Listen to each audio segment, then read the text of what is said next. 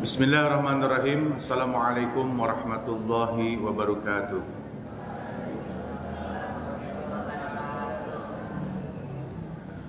Bismillah, alhamdulillah, assalatu wassalamu ala rasulillah wa ala alihi wa sahbihi wa mawala. Rabbi shrahli sadri wa yassirli amri wahlul 'uqdatam min lisani yafqahu qawli. Rabbi zidna ilman warzuqna fahman. Allahumma inna nas'aluka ilman nafi'an wa rizqan thayyiban wa amalan mutaqabbalan. Bismillahilladzi la yadurru ma'asmihi syai'un fil ardi was sama wa huwas samiul alim. Baik anak-anakku yang berbahagia, alhamdulillah pada pagi hari ini kita bersyukur kepada Allah Subhanahu wa taala. Dan rasa syukur ini kita wujudkan, kita melaksanakan rangkaian ibadah di pagi hari ini dalam kegiatan penguatan karakter di SMK Negeri 2 Cibinong. Rangkaian kegiatan yang biasa kita lakukan di pagi hari ini, tadi sudah melaksanakan sholat duha, lalu zikir pagi, dan kita mendengarkan tausiah yang Bapak sampaikan hanya untuk menyampaikan saja apa yang Allah dan Rasul perintahkan kepada kita semua. Baik anak-anakku, karena kita waktunya hanya sebentar, kemarin kita bahas pembahasan selanjutnya adalah kemarin kita sedang membahas apa? Generasi pilihan Allah SWT, pilihannya. Surat Al-Maidah, surat kelima ayat 54. Kemarin sudah ada dua indikator yang sudah dibahas. Pertama apa? Ketika Allah mengatakan pasaufa ya'tillahi biqaumin, aku datangkan generasi pilihannya. Aku datangkan sebuah kaum yang menggantikan manusia yang sudah keluar dari agama Allah. Jadi mayartadda minkum an dinihi, kata Allah itu dalam surat Al-Maidah. Barang siapa yang sudah keluar dari agama Allah, murtad dia. Banyak sekarang orang-orang itu mudah meninggalkan kewajiban-kewajiban dari perintahnya Allah dan Rasul, betul ya? Orang sudah gampang meninggalkan sholat. Orang sudah gampang tidak menjadi sahibul Quran, sahabatnya Al-Quran. Tapi semua diselimuti oleh kehidupan dunia. Apalagi kalau bicara handphone ini merusak sebetulnya. Bisa positif dan bisa negatif. Tapi kebanyakan zaman sekarang, generasi pilihan Allah itu masa-masa di saat remaja sedang mencari ilmu. Yang merusak daripada akhlak daripada anak-anak remaja sekarang itu adalah dari handphone ya, dengan mengakses dunia maya ya, dengan apalagi mengaksesnya kesendirian ya. Kita bisa berjam-jam menggunakan handphone tersebut. Oke anak-anakku, kemarin sudah dibahas apa? Siapa mereka sebagai generasi pilihan Allah itu? Yang pertama adalah mereka yang dicintai Allah dan Allah pun mencintai mereka. Wujud rasa cinta seorang hamba kepada Allah, apa konsepnya? Patuh dan taat, ikhlas beribadah kepada Allah. Makanya yang pertama, generasi pilihan itu bisa lihat kehebatan dalam ibadah. Ini anak-anakku, Bapak yang kelas 11, ini kan banyak nih laki-lakinya, perhatikan. Pada saat nanti ketika zuhur, perhatikan di kelas 11 nih, zuhur kita itu kan belajar untuk berjamaah pendidikannya setiap hari di SMK 2 Cibinong. Ini yang pakai batik ini harus banyak nanti. Kelas 11 ini kelihatan ya. Yang namanya kelas 11 itu kelihatan di saat di hari Rabu ini. Karena kebanyakan pakai batik. Kelas 10 kan belum punya batik, kan ya? Bapak minta kalau kalian rasa cinta kepada Allah dengan rindu untuk bertemu dengan Allah, maka pada saat nanti azan berkumandang zuhur, maka segera ke masjid. Kita berjamaah. Oke? Bapak tanya, perhatikan sini. Siap tidak untuk tepat waktu sholat hari ini? Alhamdulillah. Pokoknya kamu sudah harus niat bagaimana kita menjadi orang-orang yang rindu bertemu dengan Allah. Terus kemarin kedua apa? Yang kedua itu adalah bahwa sifat daripada generasi pilihan Allah itu adalah memiliki sifat lemah lembut, ya kemarin itu ya. Nah, oke. Pokoknya gini, sifat lemah lembut itu tutur katanya baik, senyumannya tulus, ya. Tidak menyakiti orang lain, sikapnya tidak pernah menyinggung orang lain. Semua ketika dia bermuamalah atau bergaul, hablum minan nas, memberikan pelayanan yang terbaik kepada siapapun. Jadi anak-anakku perhatikan, kalau kita ingin menjadi generasi pilihan Allah itu, maka tutur kata dan sikap kita harus lembut, lemah lembut. Oke? Jadi jangan kebalikan daripada lemah lembut itu apa? Kasar. Terus apa lagi? Kasar. Terus apa lagi? Jadi selalu julid ya. Nah, pokoknya tidak boleh, itu bukan daripada generasi pilihan Allah. Nah, yang ketiga, yang hari ini perhatikan. Yang ketiga itu disebutkan di dalam Al-Quran itu, dalam surat Al-Maidah itu, generasi pilihan Allah itu adalah disebutkan di dalam Al-Quran itu a'izzat 'alal kafirin, keras terhadap orang-orang kafir. Perhatikan nih. Kalau dalam ayat lain surat Al-Fat ayat 29, Allah menyampaikan di dalam Al-Quran itu Muhammadur Rasulullah walladzina ma'ahu asyiddau 'alal kufar. Sekarang nih banyak yang memperingati Maulid Nabi. Allah menyampaikan Muhammad itu adalah utusan Allah.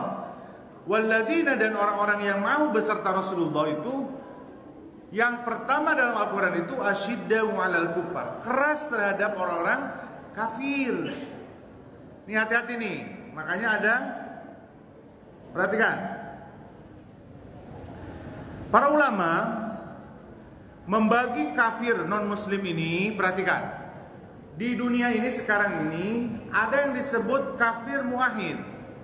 Kafir muahid itu adalah orang kafir yang tinggal di satu negeri, bercampur berbaur dengan umat Islam, tapi di bawah di bawah pemerintahan yang bukan muslim, memiliki kesepakatan bersama. Seperti Indonesia.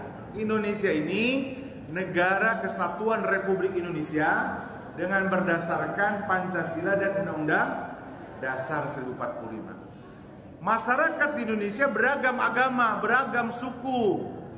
Perhatikan nih anak-anakku, ini tidak boleh kita memerangi kafir itu. Ya. Jadi harus bermuamalah dengan baik dengan para orang-orang non-muslim. Baik tadi yang disampaikan, tutur katanya harus lemah lembut, toleransi dalam beragama, itu adalah diperintahkan dalam agama. Jadi kafir itu dibagi. Ada yang pertama kafir orang muslim bergabung dengan umat Islam dalam satu negara, tapi negaranya bukan negara Islam ataupun negara non muslim, tapi ada kesepakatan itu adalah negara Republik Indonesia. Yang kedua, kalau disebut kafir zimmi. Kafir zimmi ini orang non muslim tinggal di sebuah negeri, ya, tapi negerinya negeri kaum muslimin. Contoh, ada negara Saudi Arabia, pemerintahannya adalah pemerintahan muslim, negaranya negara berfalsafah muslim, tapi di dalamnya ada masyarakat yang tinggal non muslim. Itu juga tidak boleh diperangi, tidak boleh kita melakukan intimidasi. Konsepnya bahwa kita tetap harus bergaul. Pernah dulu zamannya baginda kita Rasulullah SAW, stafnya Rasulullah itu atau pembantunya Rasulullah itu, ada di antara pembantunya Rasulullah itu, staf Rasulullah, kalau pembantu kurang ini, ada satu anak yang dia itu beragama Yahudi. Jadi gini, orang Yahudi mengabdi kepada baginda Rasulullah, dan Rasulullah itu tidak memaksa untuk masuk Islam. Hebatnya baginda Rasulullah SAW, ya. Ada itu zaman di dalam riwayat Bukhari dan Muslim, anak ini pada saat ketika sakit, lalu dia karena melihat figurnya baginda Rasulullah SAW, orang yang sosok bijaksana, yang tutur katanya hebat, sikapnya selalu lembah lembut, ya. Sehingga pada saat ketika sakit, ketika dengan ayahnya itu pada saat sakit, Rasulullah nengok, lalu ketika itu dia mengucapkan, saya ingin masuk Islam. Tidak boleh ada paksaan untuk memasuki Islam, ya. Dalam Al-Baqarah itu yang sudah terkenal setelah ayat kursi, dilanjutkan kan, la ikraha fid din qad tabayyana rusyd minal ghayy.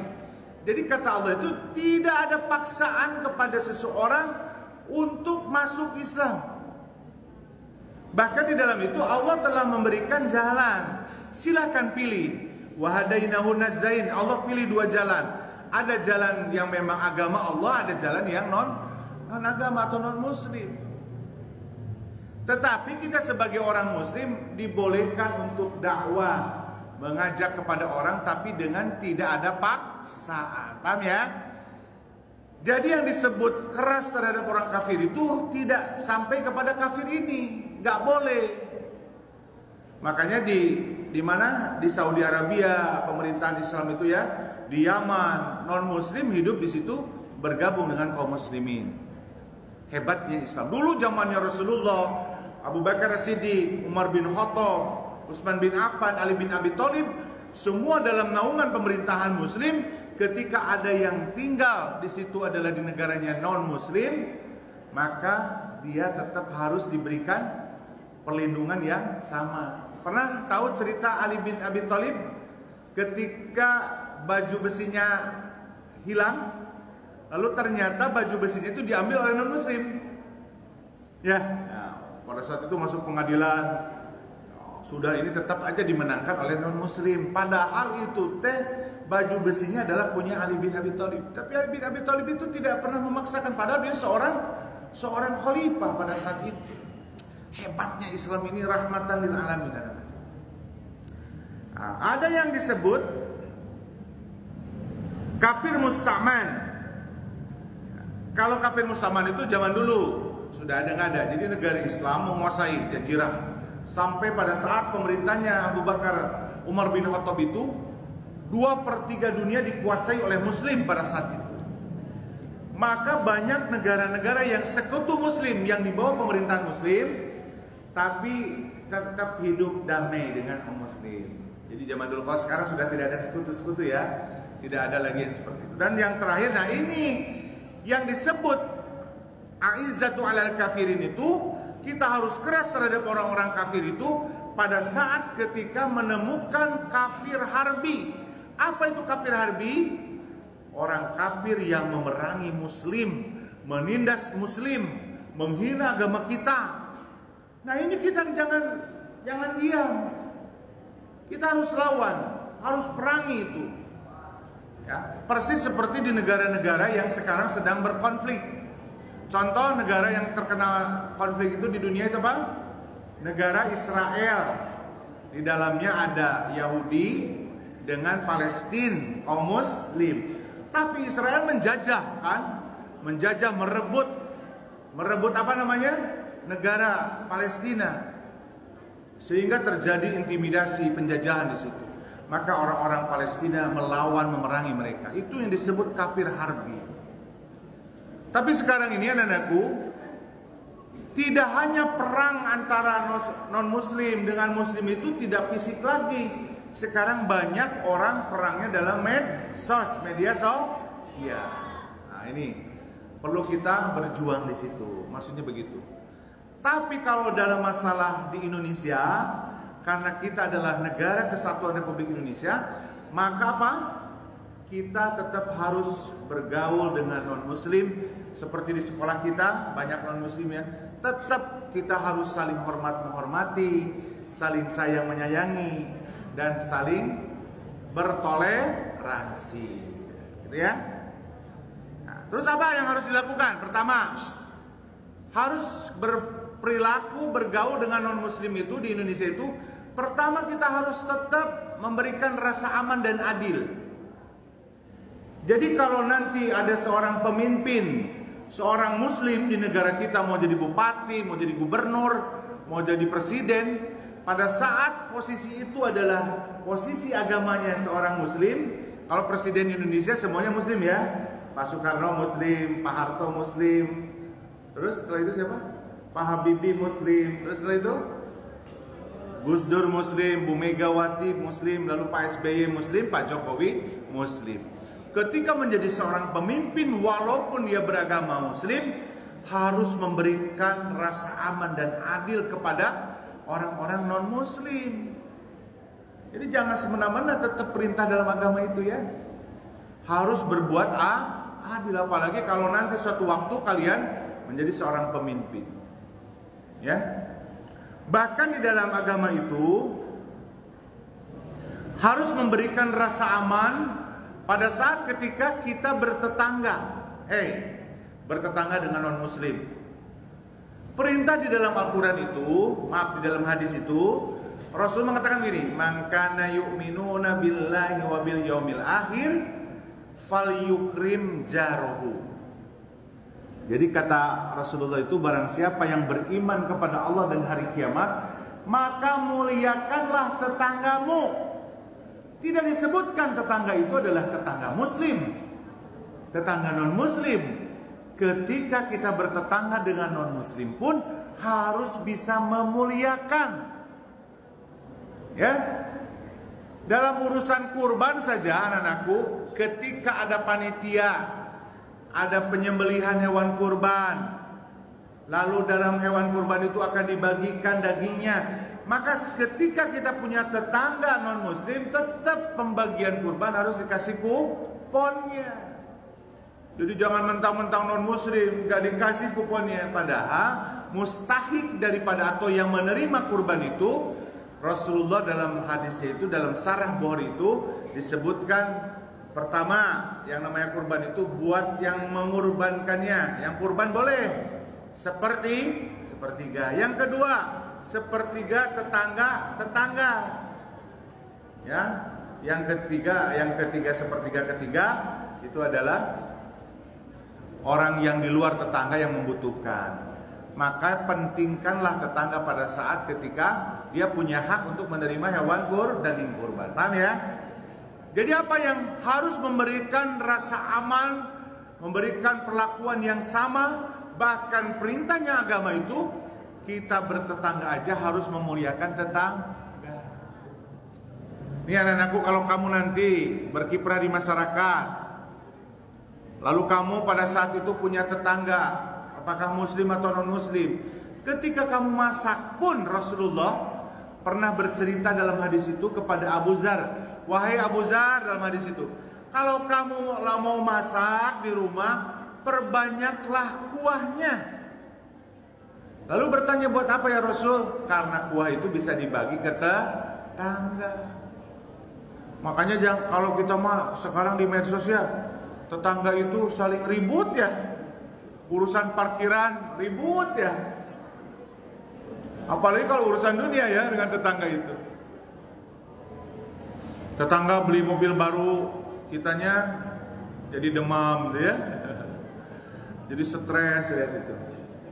Makanya kita itu harus bisa meraba di tetangga kita itu. Nih, ada tukang sate, contoh, perhatikan nih. Ada tukang sate lewat ya. Diberhentikan. "Mang, beli sate, Mang." "Kan ngebul tuh, asupna." Ayo ke tetangga gitu ya. Tercium. Itu enggak meragangin itu. Makanya kalau bisa jangan. Beli duren. Wah, durennya itu dilihat-liatin. Kalau pas dibuka durennya, dibuka pintunya supaya tercium sama tetangga.